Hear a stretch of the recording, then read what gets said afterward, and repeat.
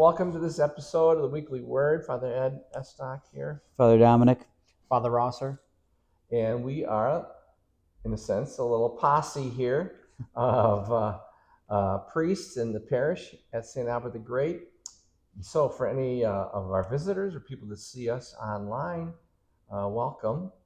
We are contemplating the 22nd Sunday in Ordinary Time and our journey through Luke's Gospel. I guess experts tell me we are entering in now to a series of teachings that Jesus is giving, not only using the metaphor of a banquet, but actually he's at a banquet. So probably not bad on Jesus's part. But anyway, also the Old Testament reading is from the book of Sirach. And Sirach, or Sirach, is one of the books of the Old Testament that is in our Catholic Bibles, but is not in Reformation Protestant Bibles, nor is it in modern day Jewish scriptures, the Old Testament of Jewish people. However, evidently it was very popular during the time of Jesus, and the rabbis who were writing at those times oftentimes referred to the book of Sirach. So we have a pretty pithy quote from there for this Sunday that supports Jesus's instructions for us. So I don't know, anybody want to start? Well, yeah, I think both of these, the first reading and the gospel, are focused on that idea of humility, and so the fact that we should not exalt ourselves personally. We shouldn't think of ourselves as greater than we are, and I think of ourselves before we think of other people.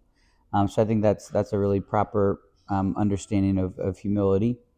And then the second reading from Hebrews is I think it pairs with it. It seems pretty different, as a lot of second readings do, but it pairs with it in that pride, as well as most sin, is a focus on more of the worldly cares of ourselves.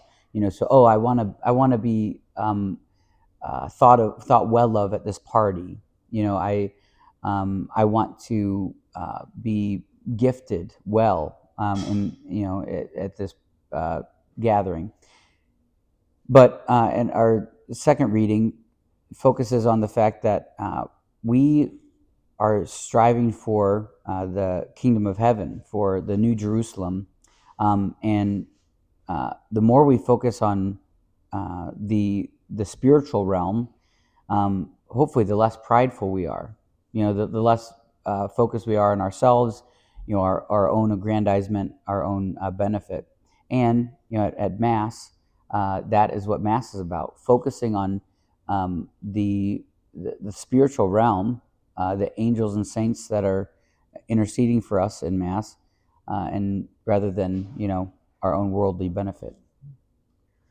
Right. So the virtue, I guess, is humility is at the root of these things. And Father Kyle here was taking us to school on a little point on this.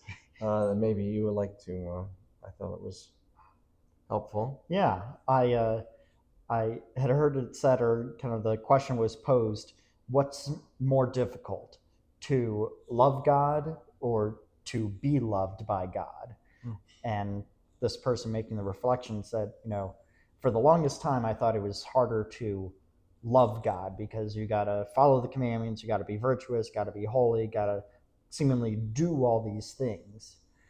But he said, as he progressed in life, he realized, no, it's more difficult to be loved by God, because to be loved by God takes a lot of humility, a lot of recognition of who am I in the eyes of God. And that's not, it's not prideful, it's not kind of self-enlarging, but to recognize, I am God's beloved son or daughter, and God desires to love me. God wants to love me, and that is so difficult for us because, some of us might see ourselves as, we might be prideful and say, look how great I am.